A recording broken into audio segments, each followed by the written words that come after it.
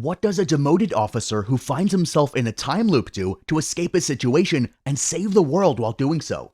Hello and welcome to our channel. Today I'll recap an American sci-fi movie called Edge of Tomorrow. Let's check it out. Private Cage is a deserter. I'm making you all personally responsible for his deliverance.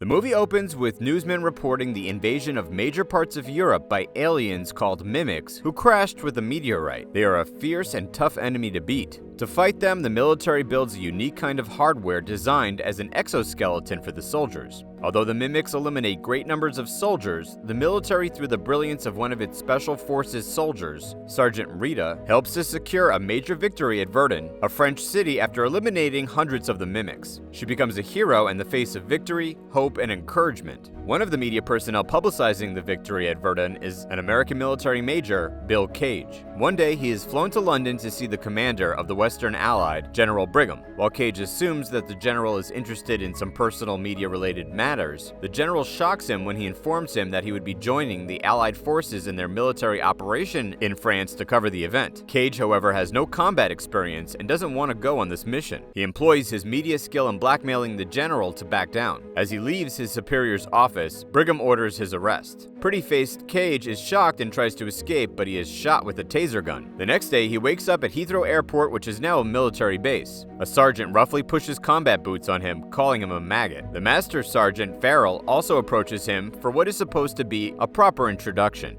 Cage is still unaware of what's happened to him and tries to convince Farrell that he's a senior military officer. Unfortunately, General Brigham has written a note to the sergeant stating that Cage is a deserter and must be taken to battle. Farrell takes Cage to his unit, a team referred to as the J Squad. Farrell works in on them, and although they try to hide their gambling game, he sees the cards and orders them to eat the cards. As they crunch on their not-so-yummy paper meal, Farrell introduces Cage to them and tells them that Cage is pretty much their responsibility. They suit up in their exoskeletons to go for their next mission. Cage is miserable and at his wit's end. He complains that his inexperience in battle might prove fatal, but none of the soldiers take him seriously. For starters, he is so inexperienced that he doesn't even know how to take his gun off safety mode. They march to their plane, but a fearful Cage attempts to escape. However, he is still forced on the plane. When they begin to approach the place where they need to land, they are suddenly hit by the enemies. The shots split the plane in two. Some of the soldiers fall off to their demise, while Cage continues to hang on but has to jump when he discovers the plane would crash. As he lands on the beach, his years of inexperience and sipping coffee while at press briefings are glaring. He sees his fellow soldiers being eliminated easily. As he tries to turn on his gun, he mixes up the language of the gun's manual, and unless he becomes a polyglot in seconds, he is a sitting duck. As he looks around, he sees Rita fighting fiercely and destroying the mimics. Unfortunately, an explosion goes off that causes her to lose her life. Cage is able to turn on his gun and destroys a mimic. A larger one appears and charges at him, and Cage expects that his end is near. He locates a mine close by, and as the huge mimic attacks him, he detonates the mine, destroying the creature. The creature spills blood on him, and it melts his face even as he gives up the ghost. Or does he?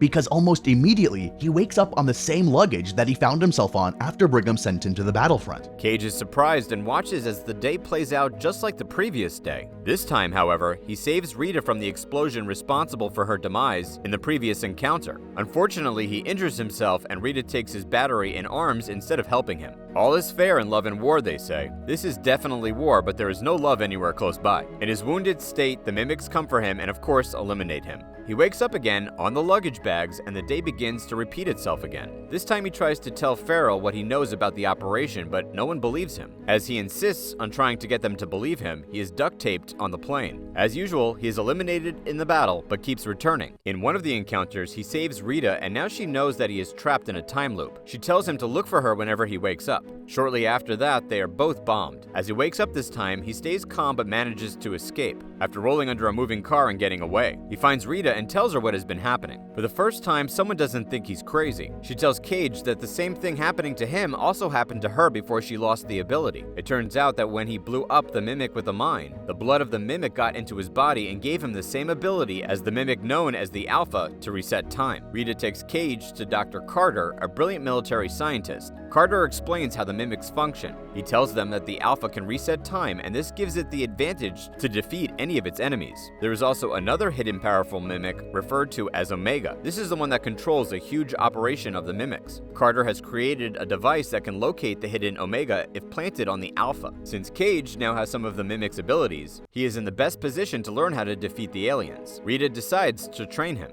The training attempts do not go so well in the beginning. He is soundly beaten by the training drones, breaking his back, legs, and just about anything that could be broken in the human body. Rita also wastes no time in shooting him multiple times so he could restart the training. She also tells him to ensure that he dies properly each time. This is so that he doesn't receive a blood transfusion because it would take away his ability to reset time. Although this sounds like great advice, it's a better idea that Rita never take up a profession like psychiatry or psychology. For crying out loud, she advises him to make sure that his demise happens properly. Showed me it was at Verdun. I could see it. I just lost the power before I could get to it.